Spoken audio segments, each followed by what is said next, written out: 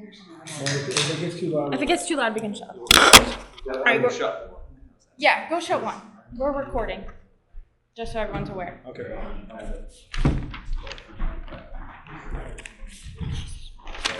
I'd like to call this meeting of the Town of Brookfield Conservation Commission to order.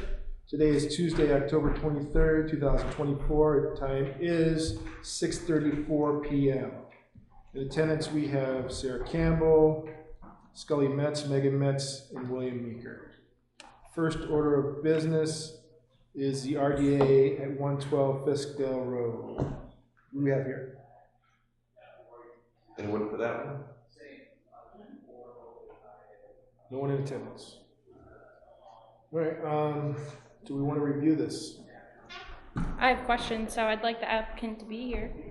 All right, So if you want to push it off to maybe if they show up. No, this is the first time. Oh, why don't we put it to the back? That's a good idea, Yeah. Sarah, because that. Yeah, what happens if they're running late, Not something that I've happens, I ever don't run know. late to anything. Listen, I'm a mom, I run late to everything, so. Okay, so since they're not here, okay. we'll give them, we'll move it to the Yeah. end so that we can give them. So, Yeah. just to keep this straight, do I have a motion to take the agenda out of order because attendees are not here? Motion to take the agenda out of order because attendees are not here. Do I have a second? Second, Dankeschön. All in favor? Or actually, any discussion? no discussion. Hearing none, all in favor? Aye. Aye. All opposed? Okay, so let's move on to the second order of business, the Salmon Brook Dam project. Who do we have in attendance? Dan Hammerberg, I'm a project engineer for Time Bond. Isabel Arthur-Long, I'm an environmental scientist with Time Bond. Tom Atlantic, I'm the district supervisor for Mass Wildlife, Central District. Hale Slater, I'm a fisheries biologist for Mass Wildlife.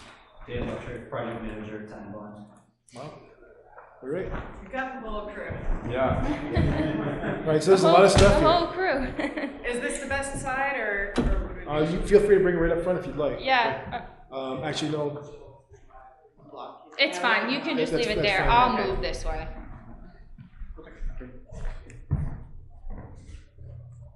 So we are proposing 2 dam removals and a culvert removal on Salmon Brook. So we can flip to. Sorry, I'm gonna be weird. Yeah, no. So the green and the yellow look very similar. So this is on Mass Wildlife Management Land.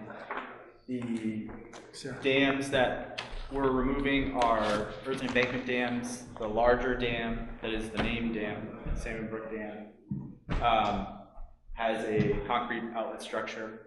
So beavers are very active in that area, so they have kind of built up a beaver dam 2 or 3 feet, kind of raising the impoundment so that it's almost a 7-foot structure this time. We are proposing to bid a project for a contractor to come in to create access to the site. So there's kind of a road already in place, but they'll need to kind of do a little bit of clearing to be able to get machines in. Then we are proposing to remove the earth embankment dam, remove the concrete structure of the main dam. Same thing for the lower dam. There's going to be some tree clearing, removing that earth material, stockpiling that material on site, and then seeding it with New England wet mix in the wet areas and New England upland seed mix, and then some tree plantings. So what we're showing now is the access road to the site. So access is going to be off of Salmon Brook Road where it meets Long Hill Road. This is upstream of the clay bog. Okay. What's the management area that you guys have just up Long Hill Road? It's the Quabog management area. So it's by like, I'm just trying to pinpoint where Yeah. it is, so it's like by the solar array, I think. Right, that's Long Hill Road, is the solar array. Let's see. I can pull up the site locus if that. Like, pull up it online. What's the name of the residential street that comes out? Right. Salmon Brook Road. Salmon Brook Road. Yeah, Salmon. Salmon Brook Road. That's tiny though. Yeah, so the intersection of Long Hill Road and Salmon Brook Road. You have your DEP filing number already? Yes. Well, I don't see it in. That was, I can pull it up. So the access plan here. All right, I know Yeah, where no. it is. Okay, so it's like past Okay, I get it. past Farm Hill Road. Yes. Yep. All right. Okay. I already. Okay. Sorry. Continue. Yeah. So we're proposing a construction entrance, some basic species management, kind of near the road. The gray area is the access road. We are coming into the 100-foot buffer, and then the access road is going through some max wetlands, bordering vegetated wetlands. So what happens at access road once the project's completed? We're gonna seed it, restore it. There's gonna be some plantings down here, but other than that, it's gonna remain kind of as. Yeah. It says replant trees along access route. What's that along, so I wasn't sure. Yeah.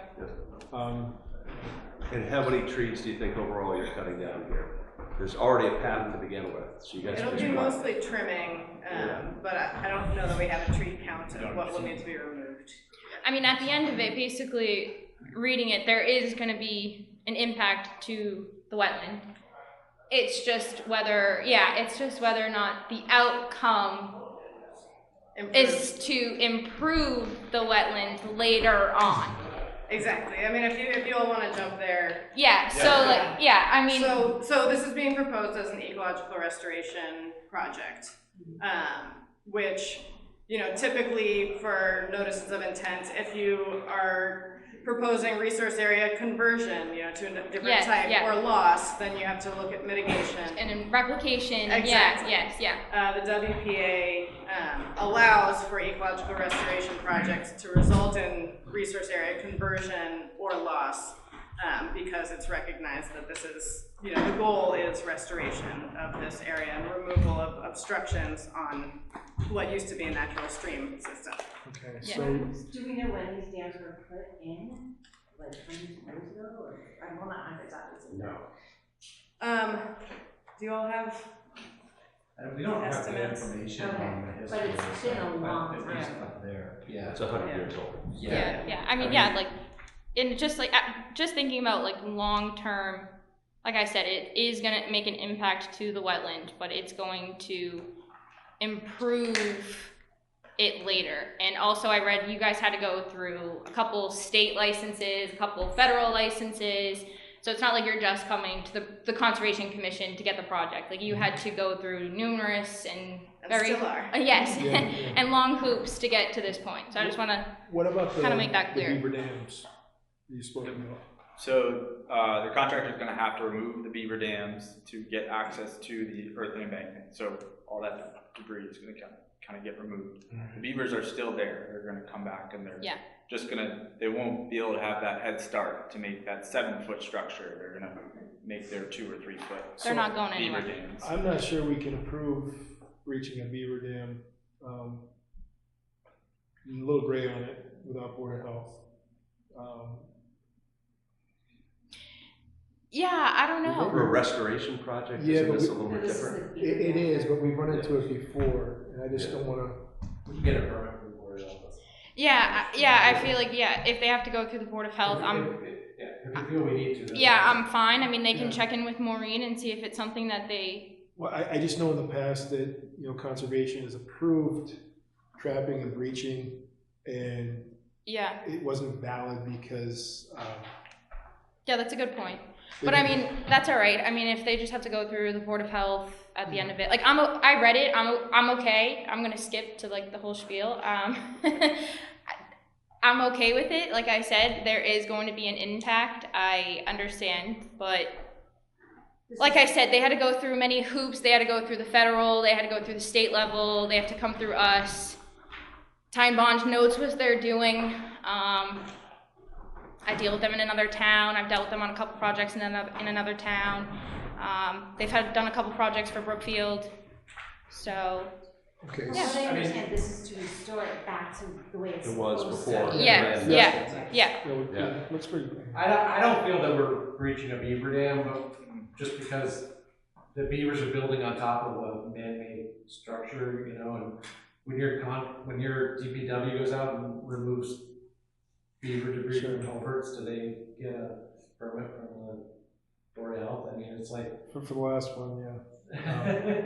That's why I bring it up, because. I mean, we'll do it. I've done it other places Yeah. where we're actually breaching beaver dams. We've gone through the Board of Health, so. And the commission could certainly apply that as a condition, Yeah. that we consult with the Yeah, Board of I would Health. definitely have them just check in with Maureen and make sure that Maureen doesn't require them to get one.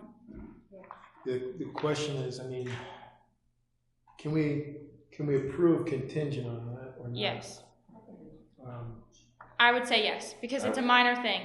Because if they don't need it, then we just pushed the project and then we wasted their time. And it's also not a full, there's a man-made structure with the beaver stuff on top of it. This is not like the traditional beaver dams that we've had up on Richardson.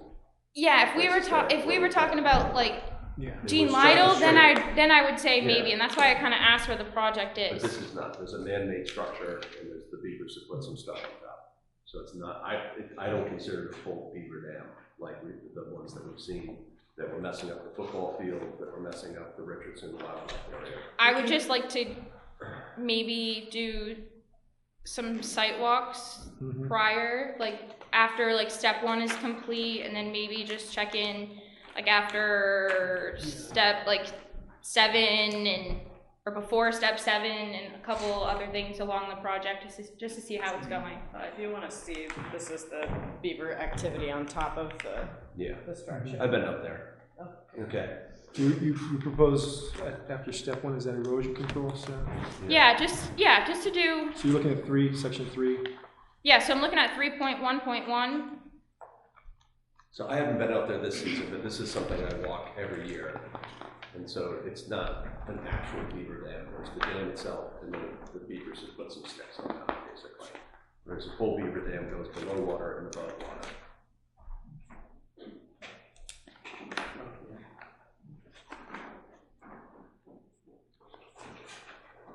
Is it okay if I ask another question about something different?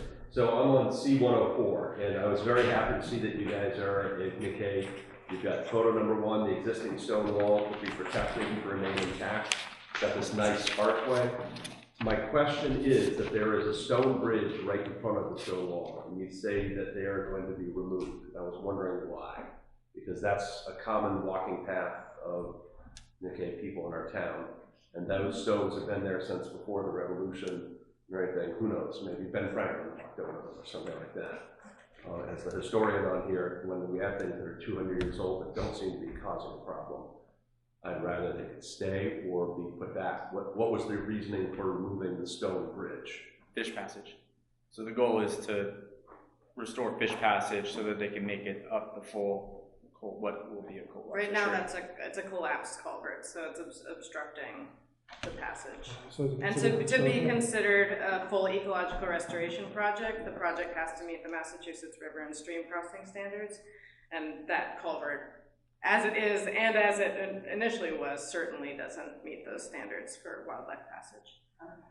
And as far as historical significance, you may have read that we submitted a project notification form to the Mass Historical Commission as well as local tribes, federally recognized tribes, and they did determine that it was an archaeologically sensitive area, and so a intensive archaeological survey has been ongoing this fall and continues to be ongoing. The culvert itself is not an inventoried historical property.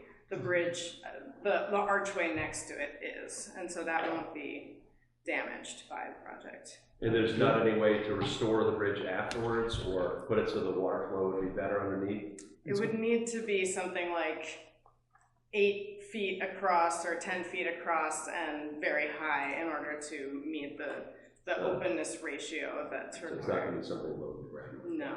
We can use the stones to like make it walkable, affordable, you know? Right. I think that's what I think the members of the community were concerned, and I have a friend, this is his backyard, and everything, and not so worried that it looks exactly like it did before, but there are Right. lots of people that walk back that way if they can ford across the stream. Like stepping It'll be stones. restored with Yeah. boulders that have been Like there. stepping stones or something like that, that would probably still make it maybe doggable too. Right. Whoa. And I saw that there's also a plant and a bird rare species So there's also no, in the area or around. right, Yeah. there's no mapped habitat overlapping with the project site. There is some matched downstream. Okay. And we're, of course, working with Mass Wildlife, so Natural Heritage is a sister organization. And we've coordinated with them to make sure that, the increased water flow and construction period impacts won't be disturbing that habitat downstream. Do you have a habitat scientist here? No. Well, Not from not from National National. No, right. not from, no. The goal is to try to get the water level down before the beginning of spring, so that, because the birds are sensitive to those water level changes, so that's a thing that we're adding to the contract, to get the water level down before April 1st, I think, regardless of when the rest of the construction happens. So, because once that bird kind of comes in and nests, then it can be sensitive to water level changes. So with the water down when they show up to build their nest, so they know what they're getting into. Yeah. And then if there are birds downstream, that way if the water level goes up a little bit as the dam's coming down, it wouldn't flood their nest either. What's your timeline on this looking like? Timeline on this? Yeah, when are you looking to start? So How long is the we project? are expecting the contractor to start in 2026. We have stipulations in the contract that they're going to be doing 75% of the work between July 1st, 2026 and December 31st, 2026. Okay. Yeah, so it's gonna be a little weird if it's gonna be get the water level down before April and then pause, maybe establish access during that time too. This is for budgeting reasons. This is like Mass Wildlife has 7 of these all from the same funding source. Well, 3 different funding sources are happening around the same time. So, so the way that all the projects program out this, and because some of that archaeological work is still ongoing, we're giving it a year to get that stuff under control, and then we need a little bit of money from fiscal year 27. So that's why July 1st to December 30th. But we want to get the water level down before April. So, What's the timing for the archaeological review? We're hoping it will be done soon. We cannot be awarded our Army Corps determination under the Clean Water Act until that is all wrapped up. So they're working on it now. We're establishing what is actually there and then how we'll be avoiding any impacts. They've done their test. They've already been out there and done a phase 1B, doing test pits. Now they need to come back and do a little bit more digging. So they're doing 1 meter by 1 meter pits in localized areas to. Okay. All right, so I think Have any more questions? don't have any more questions at this point. And you guys will put a note in about making the stream affordable? Mhm. Okay, great. Good enough for me. Yeah, I would just say the Board of Health, my three would say Board of Health, make sure to check in with Maureen, make sure that they don't need a permit. I would say a timeline maybe, of maybe just months of when they're gonna be working. I know they just said July 26 to December 26, but maybe some more specific times during that, when the time comes during that timeline. And then I would just say some site walks.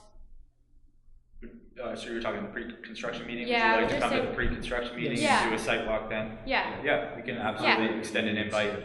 Yep. yeah. And what are you guys doing about notifying the neighbors? It's not as obvious since some of the people are not just from the road, but they are from the surrounding, they walk on these paths.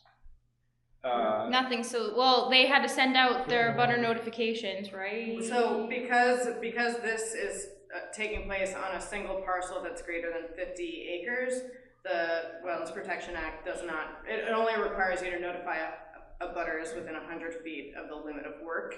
So no abutters were No within. butters, yeah, 'cause it's like, So no abutter notification has gone out for this project. We did have a public meeting here in this room last winter, and that it was on Massachusetts website, we had flyers here at Town Hall. I think it was posted too It was on the posted. website, yeah, and I think it was posted in the newspaper. We had several of the neighbors here that. Yeah, and they were asking questions and saying, oh, this is gonna be, like, the gist of it was that the neighbors thought it was gonna be interesting to see it happen and see it unfold. We didn't really hear anybody that was concerned about it. Which is odd for a dam removal, but it's also nice. We have We're so not many. taking away anyone's view. That's- We also conducted a subsequent Zoom session. That's right. We did an online meeting for anyone who could attend, and no one attended. And we advertised it as widely as we could. Yeah.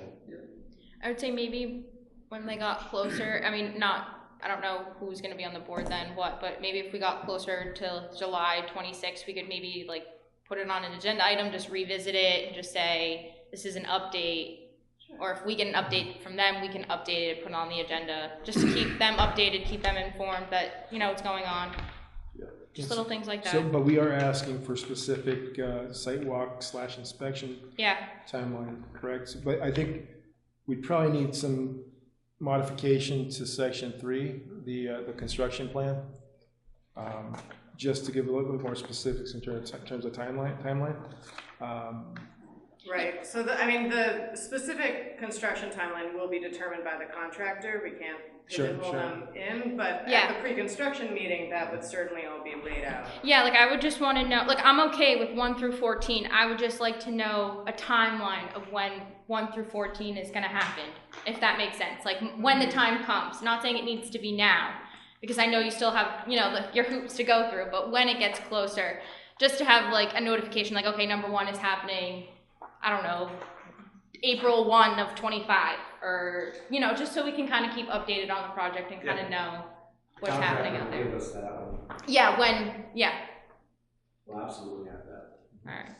When we have contracting. Yes, yeah. That's the hard part. So I would say, yeah, definitely pre-construction visit, I would say before. Then you said it's after installation of erosion controls. Yeah, which is at 1. Then you said after 7, which is, I believe, all the dams are cleared. Yeah, So we're gonna be having, construction meetings throughout construction, so you Yeah. guys, we could invite you to one of those. yeah, and even if it falls in, if we can attend one of those and instead of having like our own site walk, whatever, Yeah. I'm gladly to attend one of those instead and ask questions. I just, want to be informed. Kind of looks cool. I'm excited. Yeah, It's gonna look great. Yeah. I'm just looking, is there anything in there about bringing any materials in? I don't see anything other than the erosion control. So they're gonna be bringing, some gravel to, stabilize the roadway in some upland areas. That is something that we've left open to the contractor. For some of the wetter areas or these archaeological areas, they're gonna be bringing in timber mats. So Yeah. we don't know where he's gonna get that stuff from because we don't know who the contractor is yet. Correct, right. Yep. Yeah, so that I would like say like once they do get a contractor, that's what I would mean, like I would like to see the pre-construction visit, because then we can get all those questions answered. But we're not gonna have any of those until they go out to a contractor, and they're not gonna go out to a contractor until they're actually ready to. So this is actually out to bid now, because this is getting packaged with When two does other dams Oh, when that does the are, bid close? bid closes, November 5th. So this was packaged with two other dams that are ready that have all their permits in Sutton. Okay, So this is just a third project to Okay. that contractor. And I will say all the materials that are being brought into the site will be subject to the invasive species management plan, so they'll be What do you have there? clean and, sorry? What do you have there? Was it not included with the? I just didn't look that closely, I'm sorry. No, it may not have been. We submitted it to the Army Corps and it may not have gotten to the commission, but, it has the standard best management practices of cleaning all construction equipment and, footwear of contractors, making sure that all fill material, gravel, is clean and weed-free. Well, I haven't been out there, it's like, I know Phragmites can just be all over the place, and it's hard to manage, so Are you guys gonna go out there and dig all that out? Is that the plan, or? There's actually not a great deal of invasives in this area Okay. so far. Just up by the road. Yeah. Up by the road, yes. And we plan on working on those on the way in, so we don't drag them in with us. Exactly. Okay. Yeah, so we're gonna do invasive management on both sides of the access, like coming down in, and, to try to reduce the chance of bringing it in with the work. And then we have pretty strong stipulations in the contract language about there not being invasive introduced, and if there are, being removed, you know, by the contractor within a correction period and certain standards for that. It's pretty robust. Yeah. Because Mass Wildlife, they don't want invasives.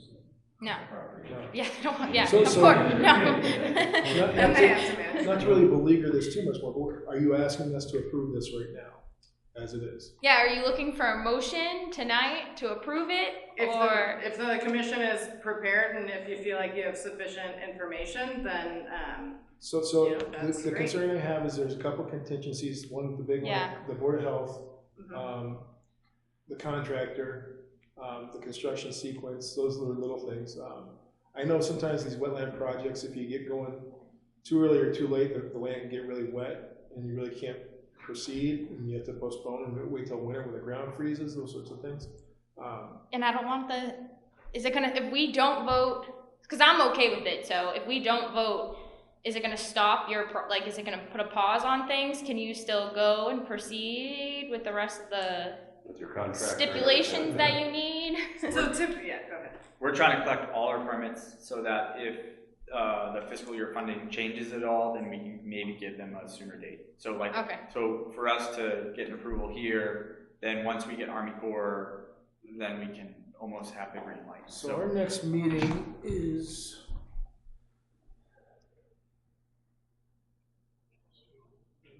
November 20th. If we table this until November 20th, is that gonna seriously impede you in terms of your fiscal year and such in planning? I guess I'll pitch that out to you and Dan here. I mean, not really.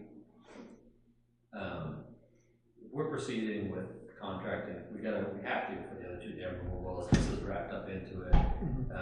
It sounds like you don't have any like major concerns that would No. add to the project at all. So like, I don't think it doesn't interfere with Mass Wildlife's ability to contract or anything. No, we're not gonna change the bids. Yeah.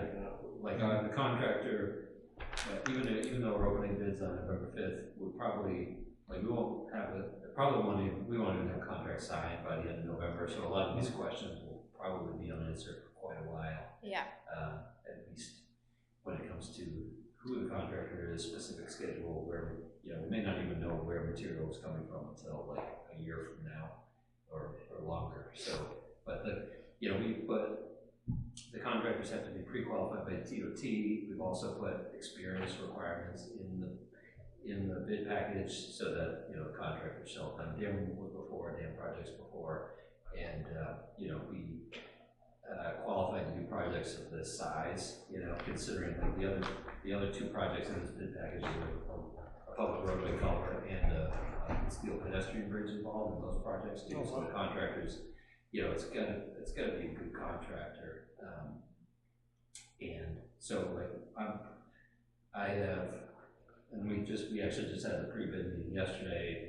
This wasn't mandatory, but we saw who showed up, and it's like contractors that we know and have worked with before, and know that they want to do the right thing also in general. So I have a pretty good level of comfort that whatever the commission needs or asks for, we will be able to get the commission. No problem, like well before construction starts. What's your main It hesitancy? won't be like. The Board of Health thing and also just making sure the construction sequence is in place so we know when we're visiting and such. Well, you can put that, so like, I would put that as a stipulation that we're voting in favor of this as long as it gets through the Board of Health. well, I would say, I don't want to put too many contingencies like that just based on past precedents. I've seen what's happened before. That's kind of why I'm hesitant. It has absolutely nothing to do with you. I'd say this. Let's hold off to November 20th. Have them at least find the Board of Health answer. Yeah. I'll work with the all boards clerk, I'll work with Ron, the town administrator. I kind of want to do a special order of conditions, like have we've done in the past, kind of get back on track with that. We can add the contract project stipulation timeline in the special order of conditions. I'll reach out to DEP to kind of talk to them, kind of see if they'll help me write it. And then we can address it on November 20th. At least that way they get the Board of Health answer. Yep. Because I'm assuming Maureen's gonna answer them by then. Yeah, I think so. And then we can go over the special order of conditions with them at that meeting, and then we can go from there. Can we do a site walk before that too? Yeah. Is there a chance we can do a site walk before November 28th? Who do we contact for that? You can contact me. All right. I'm sorry, what's your name, sorry? Yeah, Isabel, Isobel. We'll have her write down our phone Yeah, number. I can write down my contact. Perfect, yeah, thank you. That'd be Yeah. helpful. So we'll do that instead. You public's don't want to read recording, your phone number out over it. No, please don't. Yeah, so, On record. I was about to stop. so with that in mind, I think just a general motion, we can get a motion to table until the 20th. Yeah, and also can we get a motion for me to like contact the DEP and contact Ron and kind of work with. I think that's under the scope of your position. So. Well, I still. As Still. a point of information, for a notice of, for an ecological restoration project, there's a specific restoration order of conditions that gets issued. So Oh, all right. certainly talk with DEP Oh, all right. about it. Perfect. Okay. Okay. Good. I'm glad I brought it up then. All right, so actually, we won't motion now, unfortunately, for one thing, since this is a public hearing, we'll ask for public comment at this point. I would just say that I understand your reticence with the Board of Health issue. So I'm very familiar with Richardson. But this is not impact to any local infrastructure. Sure. Right. So we wouldn't normally be going before them to do beaver remediation work. This is a man-made dam. It's not a beaver dam. So that would be our position with the Board of Health. Perfect. Okay. All right. Perfect. Just, yeah, if you guys could just be doubly sure. Yeah, absolutely. Yeah. All right. Yep. She's pretty quick at answering. Yeah. So. All right, so with that in mind, do we have a motion to table till the 20th? Motion to table until the 20th. And allow Sarah to work with the town administrator and DEP. Motion to table to the 20th and allow Sarah to do her stuff. Work with the town administrator. Is there a second? I second the motion. Okay. Any discussion? Discussion? No discussion. Hearing none? All in favor? Aye. Aye. Aye. Sorry. Aye. Motion passes unanimously. Thank you very much.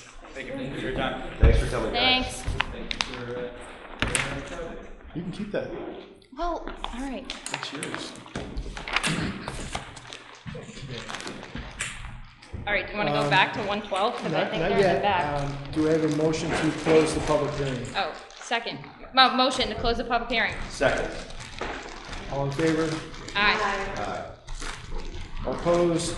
Hearing none? Passes unanimously. Okay. All right. So next, I'll double check. Anybody here from 112 Fiskdale Road? Yeah.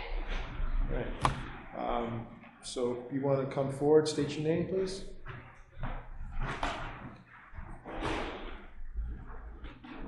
Andrew Briant. Andrew. And you're out of Charlton. Are you a contractor or? Homeowner. You're the homeowner. Yes, sir. Oh, all right. Do you want to tell us a little bit about the project and what you're asking? Standard residential construction, plan represents well and septic location, and seemingly ample distance from any sort of wetlands or concern there. All right. I got a question. Absolutely. All right. So this is the buffer, right? This is your 100 foot. So this right here is what is in the wetland, right? Or is it this that's in the wetland? Or in the buffer? It's this. In the buffer, it would be just the Just this little tiny little small little yeah, portion of the all right, garage. all right. That's I it. just want to make Yep. and it's the garage, right? That's so the it's not the garage. house. Yep. Okay, all right. Pull this over. You have one up there. Oh, we do? No, this is, Oh, you should have one. I put one over there for you.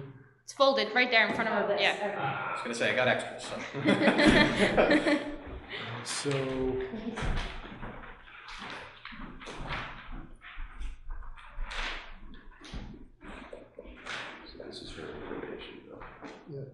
Thank you. And it's definitely sloping down to the wetland. All right, so the proposal is to extend this driveway.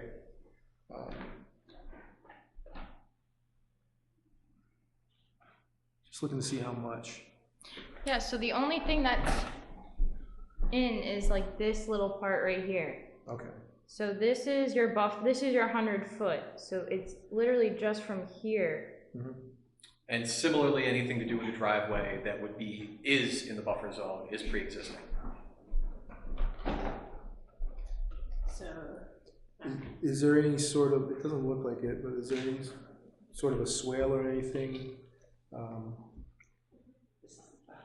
the lower side of the slope from where the driveway is? No, the plan would be the straw wall that is depicted. I'm just looking. I'm just wondering for previous because you put the driveway in. I'm not sure what material it is. Yeah. Whether or not it's impervious or not. So. Driveway was previously installed by the. Is it asphalt or? No, nope. Mixture of dirt and gravel. That was installed by Doug Powers back in '09. Okay. And that walkway, will that be concrete then? Presumably, yes. In fact, even that's not necessarily determined. Could keep it just dirt, as that is the plan with the driveway.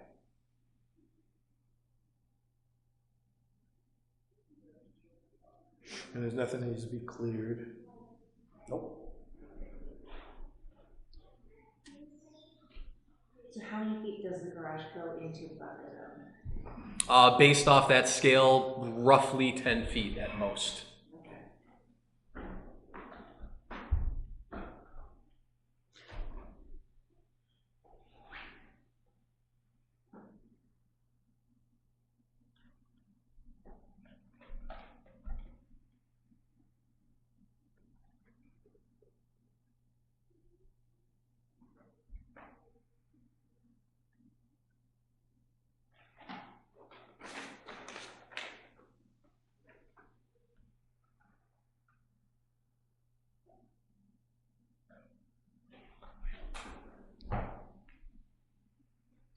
Well, location.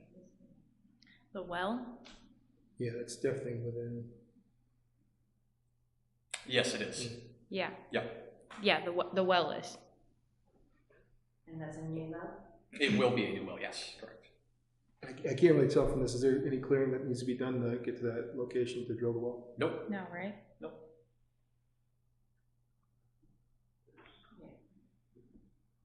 Fill, is that going to come from on site? Yes. Okay. Foundation will provide the fill for the septic.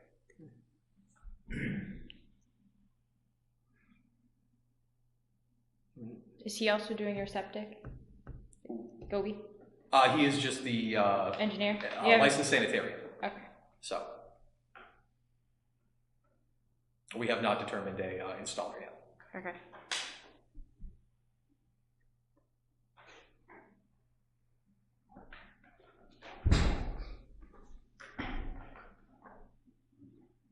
So we have a limited work here. No. Not really. Huh? No. I mean, I would just want to know who the contractor is or who's going to install, and I don't know, he answered my one question, so I'm okay. so basically, I mean, that driveway is pretty darn close to the limit of work, right? Yes. Yeah. It's just, we can call your erosion control barriers the limit of work as well. Yep. All right.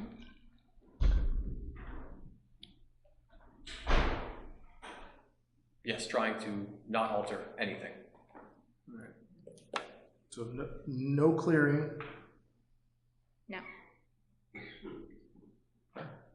It looks fairly clean, actually. So. Yeah. That was the hope. Any questions, guys? Or? Looks like it's got everything we want, right? Yeah, Is this your house in the back that you're getting expanded? We're next door. Oh, okay. Soon to be neighbors. Okay. Is it your house that you're getting? Yes. Ah, okay. Yes, So yes. you're expanding your house? No, this is a new construction. New Oh, construction, yeah, they're new building. Okay, Yep. okay. Yeah. So he's coming to The the driveway. lovely town of Brookfield. From Charlton to Brookfield. Oh, great move. We Great think so. move. Yeah, it's pretty straightforward. Looks good. Thank you. Any questions?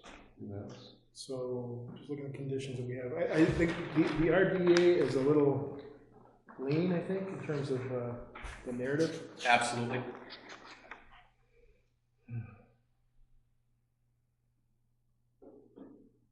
I mean, I would think that we need to put some conditions to it, to be honest with you. Certainly. Yeah. So let's kind of talk about that real quick. So,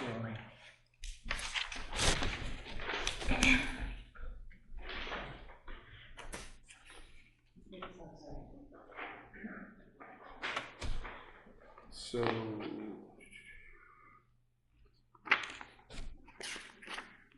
says it in here. You have erosion control. Straw walls will be installed prior to any work. I would just say site walk too. Yeah, what I would like to say is I would like to ask for. And once he picks a contractor too, also, Yeah. I would like to know who it is. Certainly. I would like to have the installation of the erosion controls inspected. Sure. Before.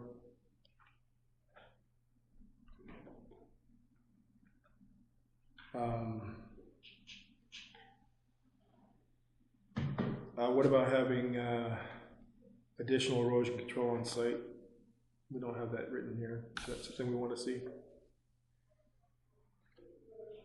It wouldn't hurt, Replacement?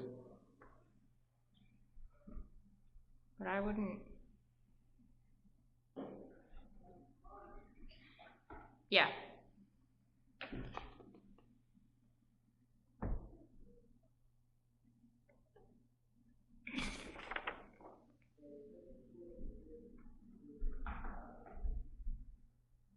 All right, in addition to what he's already put forward, okay?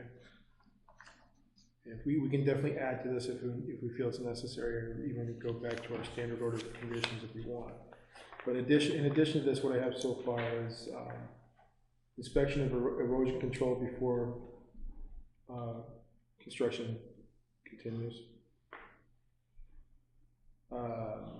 Replacement of erosion control materials on site. Mm-hmm. No clearing of trees or brush. Yeah. And I would just like to know what he's going to use for the walkway. Not saying he needs to decide now, but when the time comes. So, do we see any need for additional conditions beyond? Yep. Yep, especially, and that was my concern. Okay, so the motion here would be, do I see a motion for a negative determination, negative RDA question 3 determination, with the conditions specified within the plan and the addition of inspection of erosion control before construction commences, replacement of erosion control materials on site, no clearing of trees or brush, and notification of contractor. You have the motion to approve with all of the listed. That's Sarah. Sarah's making the motion? Sarah's making the motion Scully is seconding the motion. with all of the conditions discussed. Do we have any further discussion? No. With that in mind, hearing none? Oh. Do we have discussion? Do we need to ask for any from the public? No. This is an RDA. Okay. No. Just trying to make sure crossing our T's and I was dotting our gonna I's. say, so RDA is technically a public meeting. Got it. So, All right. Glad you're asking though. So that discussion in mind, have a vote. All those in favor? Aye. Aye. All those opposed? Hearing none. The motion passes unanimously.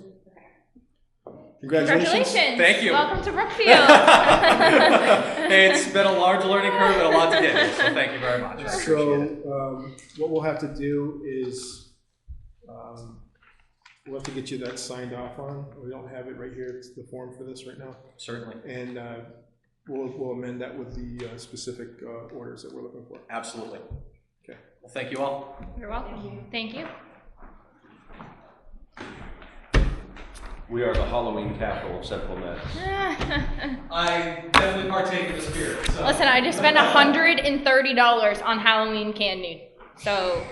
They're supposed to ship it to you. You know that, right? Yeah, but still, last year I spent like I think the same amount, and I think I was out in an hour or 2 hours.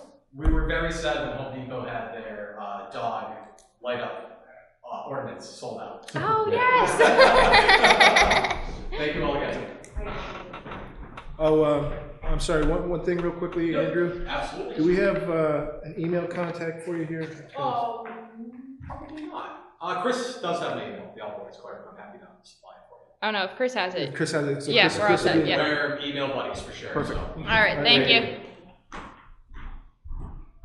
Chris What's next? emails. 20 hours.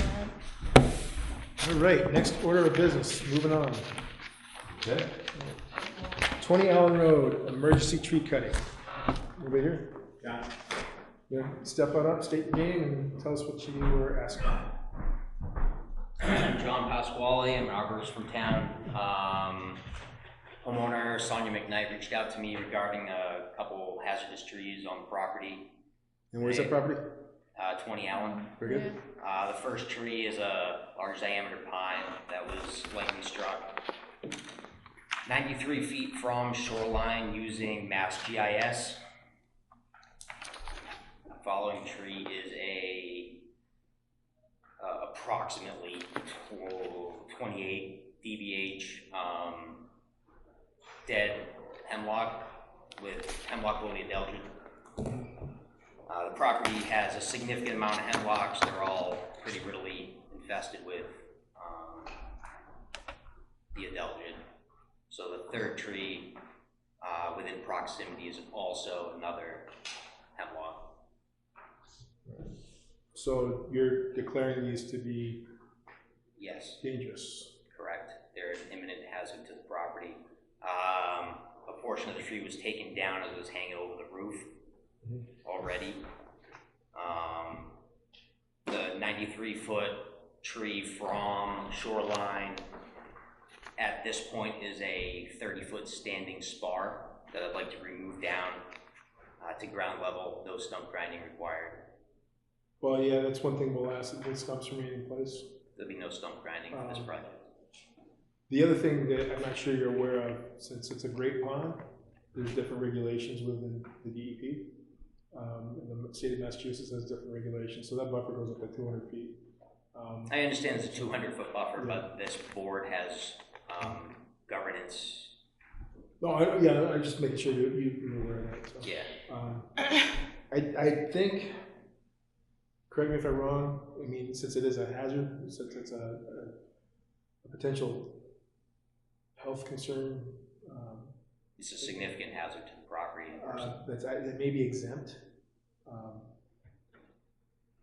I would love to have that, and it doesn't need to be lengthy, but I'd love to understand that portion of what you just said, as I reached out to the board last month, nearly a month ago, and it was expressed as an arborist that these trees were in a state to which there was a danger to the home and people coming in and out.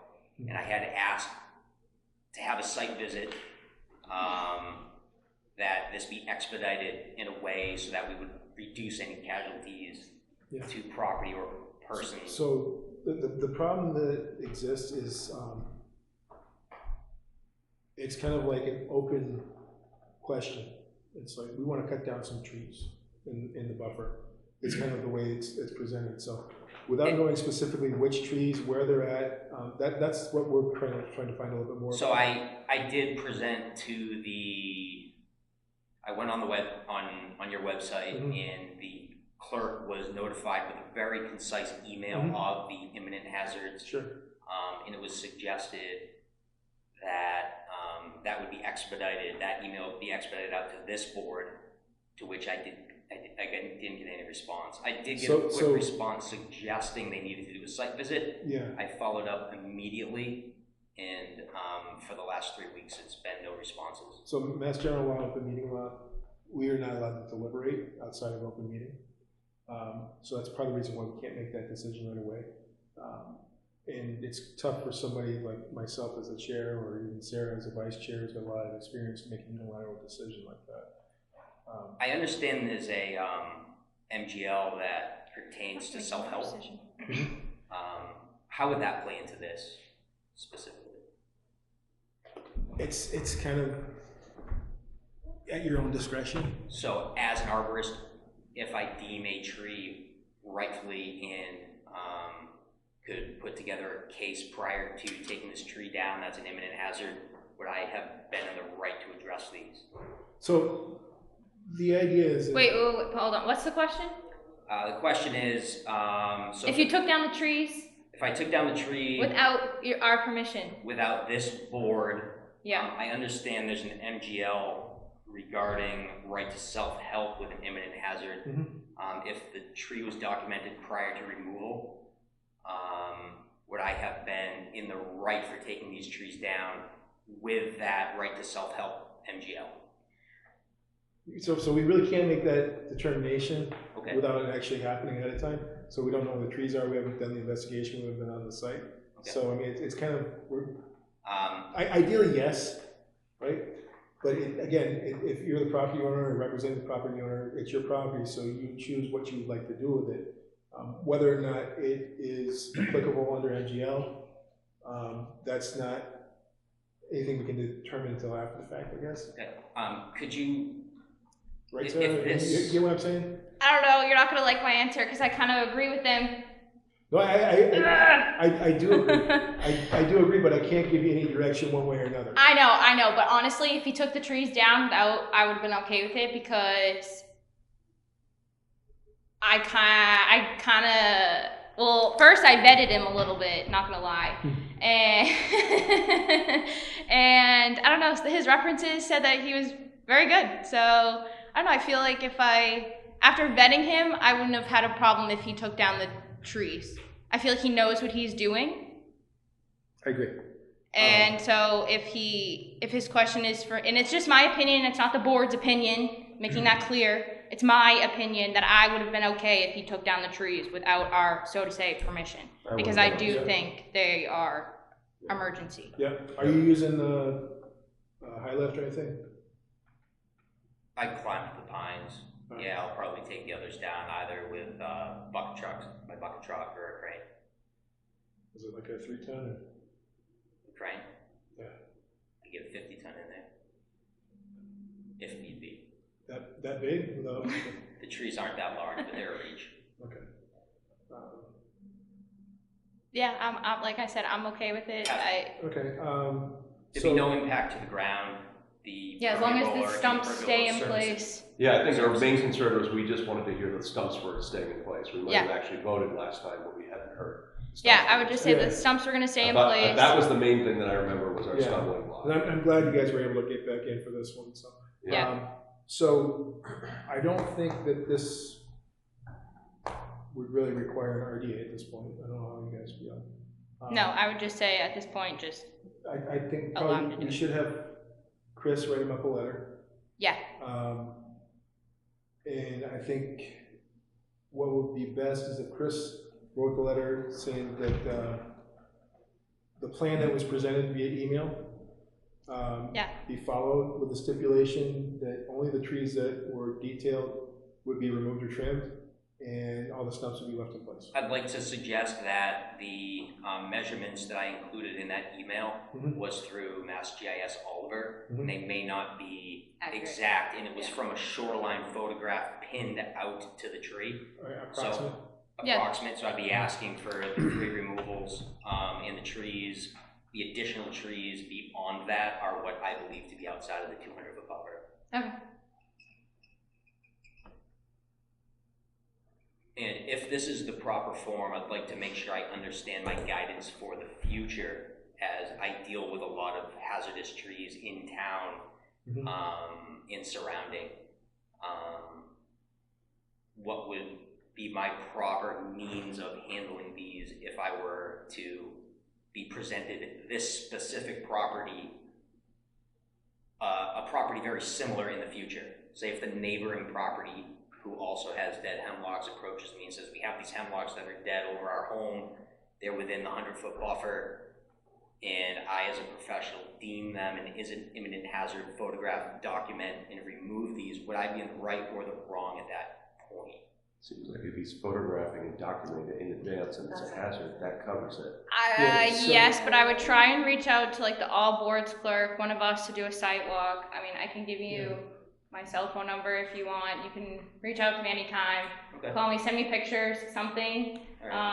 Just to be clear, we don't have a policy on it right now. We don't have policy. We should have a policy on it. So we're working on everything a reverts tree back policy. Awesome. So Wetlands Protection Act, Mass General Law. Yep. That's what we revert back to at this point on this particular subject. But since it is imminent hazard, I think it falls under there. So it normally would be covered.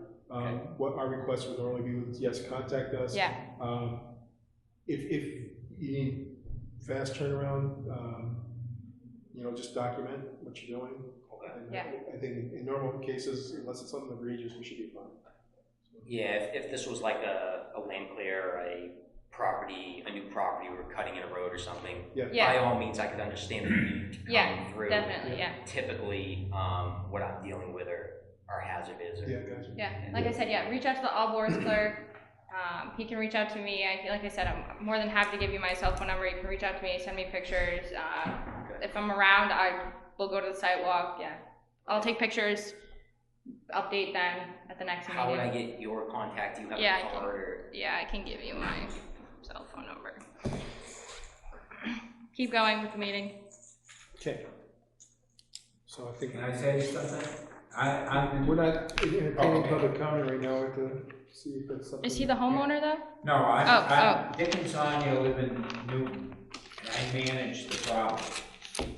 So a lot of this stuff falls out from ice storms and so forth. And John is like my son, but he told us we gotta do that, and Dick and Sonia wanted me to come. Dick and Sonia, the homeowners.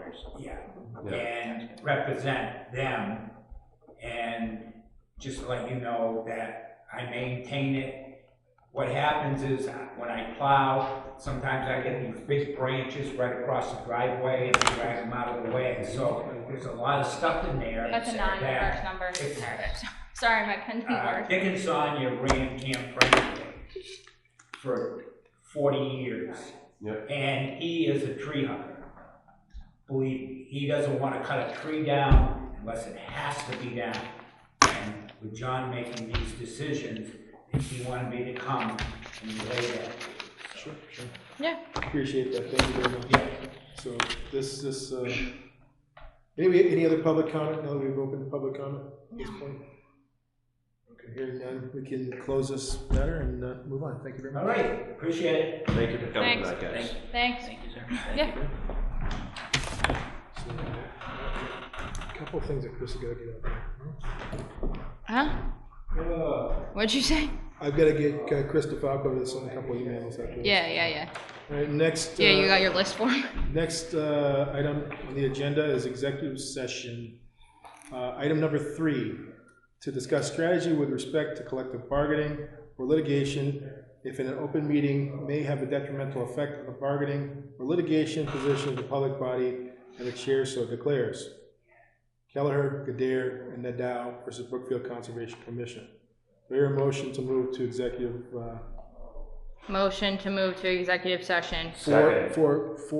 Motion move to executive session for 15 minutes until 7:48. Do I hear the motion? Motion. Second. Until 7:48. Discussion? No discussion. Hearing none, all in favor? Aye. Aye. Opposed? Aye. Hearing no opposed, passes unanimously. We're now in executive session. Could you guys please clear the room? All right, so I'm so confused. it is 7:55, and we're going to reconvene the October 23rd, 2024 meeting of the Brookfield Conservation Commission. Next order of business would be open meeting law complaints from Christopher Kelleher. So we have 5 listed on the agenda. One of them was withdrawn. So the one that was withdrawn was regarding quorum. So does anybody have anything to say beforehand? I have some stuff I wrote up ahead of time. I do not. I'm gonna go by each meeting, open meeting law complaint. Okay, sure. All right, so what I'll do is I'll read off what I have so far. So regarding the open meeting law complaint dated October 11th, 2024, including the following text, and I list the text. This is the one that's Yeah, which one are we talking about? regarding the minutes, the June 11th minutes, asking for clarification.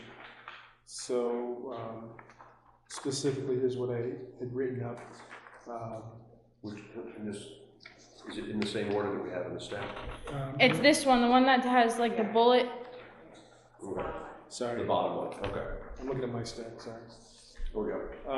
So my response, so in response to number 1, the open meeting law complaint refers to the minutes from June 11th, 2024 meeting. When reviewing this document on the My Town Government website, I gave the website address, it's clearly stated that the minutes were posted on August 13, 2024, pertaining to the August 15, 2024 meeting of the Brookfield Conservation Commission.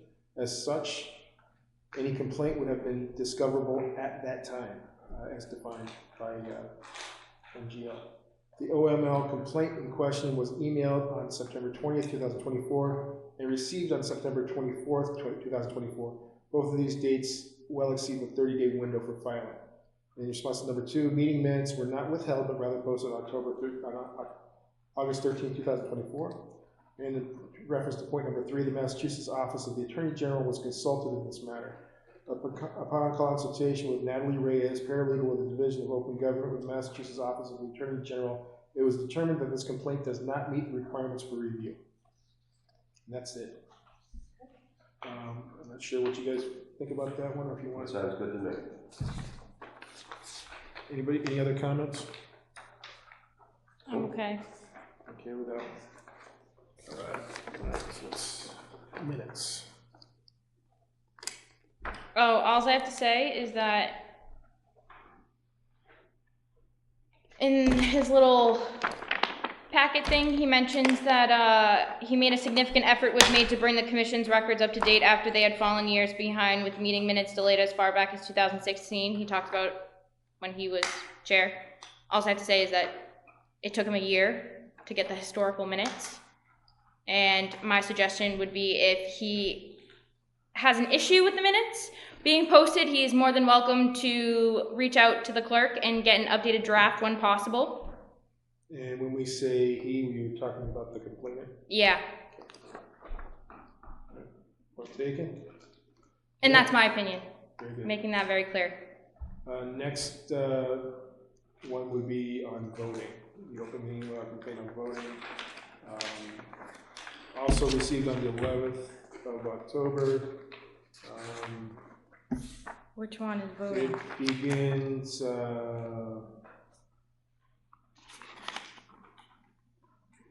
if you look at the second paragraph of the cover page, during the October 8th meeting, the commission Yeah, failed to follow the law. Yep. Okay.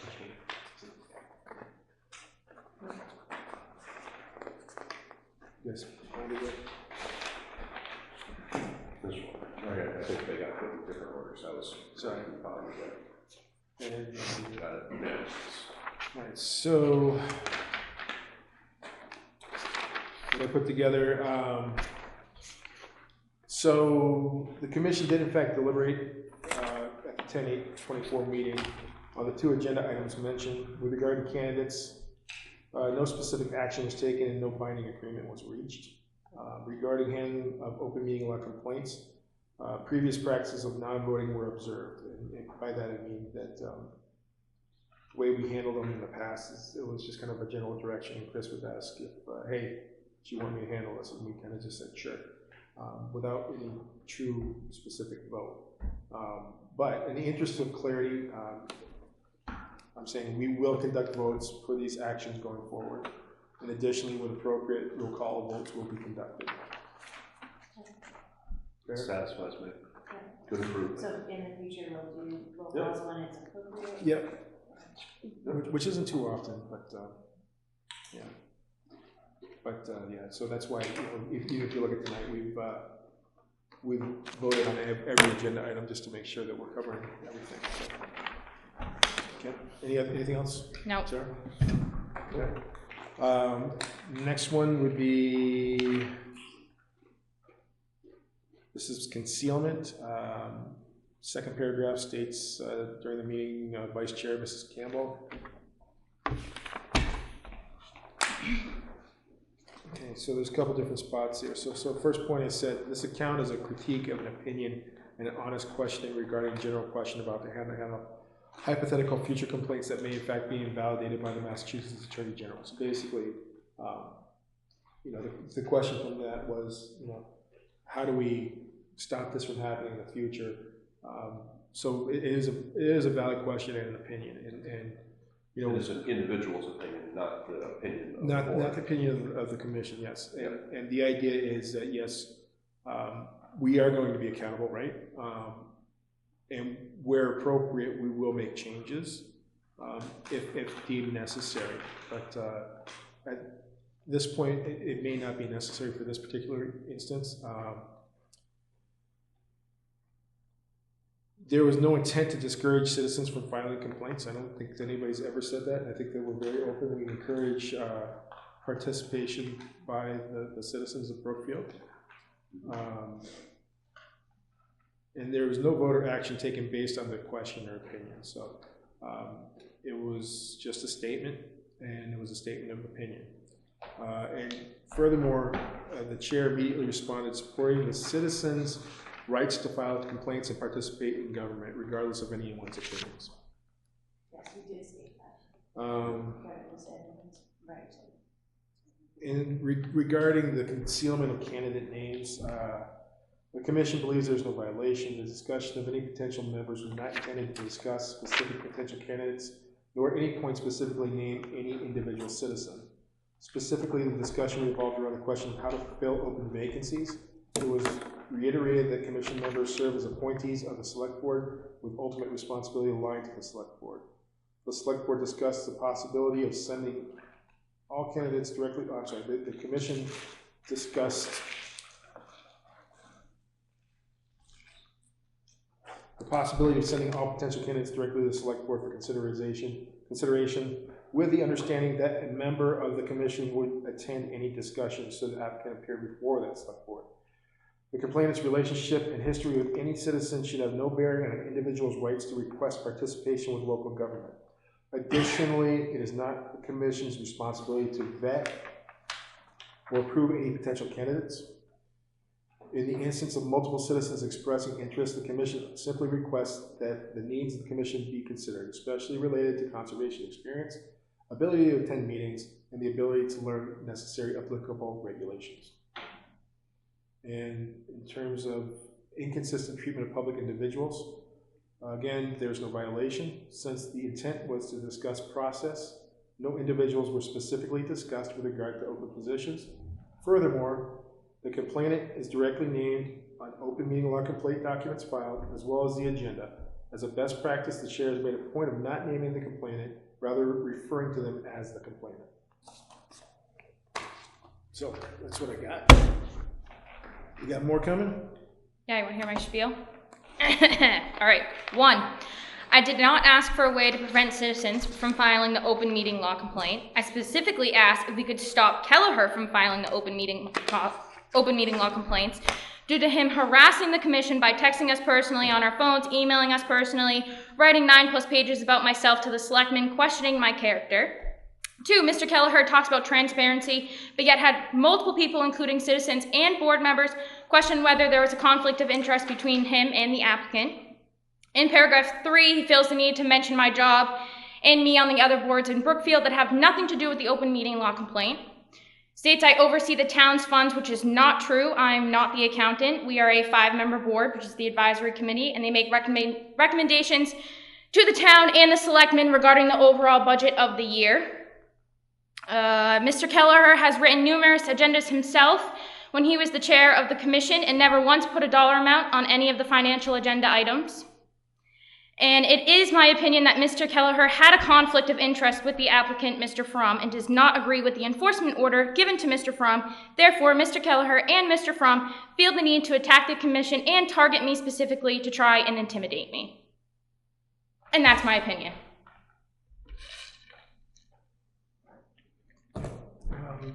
Just to reiterate, this is specifically the opinion of Sarah Campbell and nothing that we plan on acting on.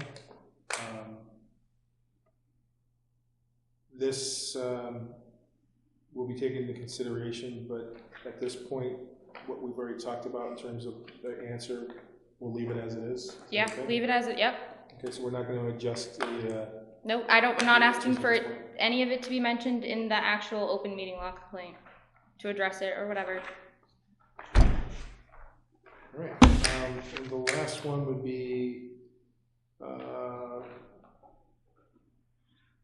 so this is the one, the minutes one.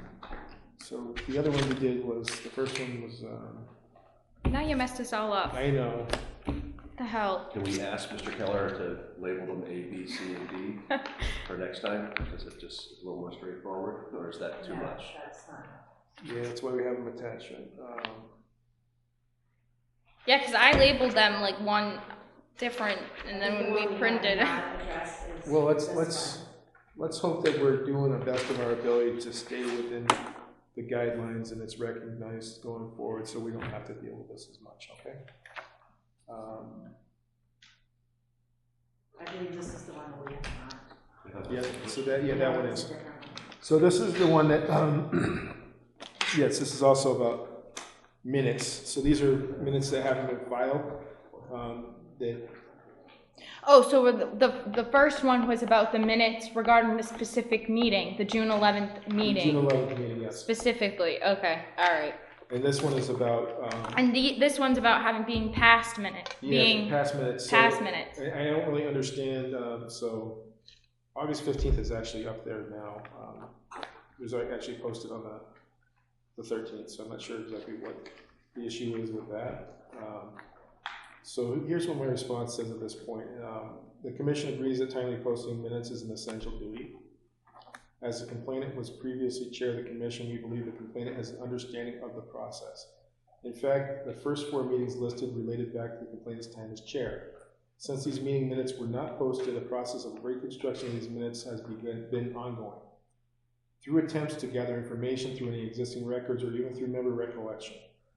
Regarding 815, 824, 815 and 828, the clerk has been made aware and is making posting of these minutes a priority. Do we need anything else? No, it seems like it covers it. Right. So with that in mind, guys, we have one more, is that? So yeah, so the last one was regards to quorum, but that was withdrawn. Okay. All right. So we covered all of the open meeting law complaints. What I ask, do we have a motion just to let me handle the responses to the Attorney General? I make a motion that we let Bill handle the responses to the Attorney General. A second. It was Megan who seconded. Scully, that's who made the motion. Any discussion? None. No. That in mind, all in favor? Aye. Aye. Aye. So, all opposed? Hearing none, motion passes unanimously. All right, next item on the agenda would be adjournment. I Yay. make a motion to adjourn the Conservation Commission of Brookfield, Massachusetts. Second. Discussion? No. Aye. All in favor? Aye. Passes unanimous. All right. Thank you. We're good about this, right? Hopefully I was loud enough for him. What's that? So hopefully I was loud enough for him. Quiet, shrinking violet.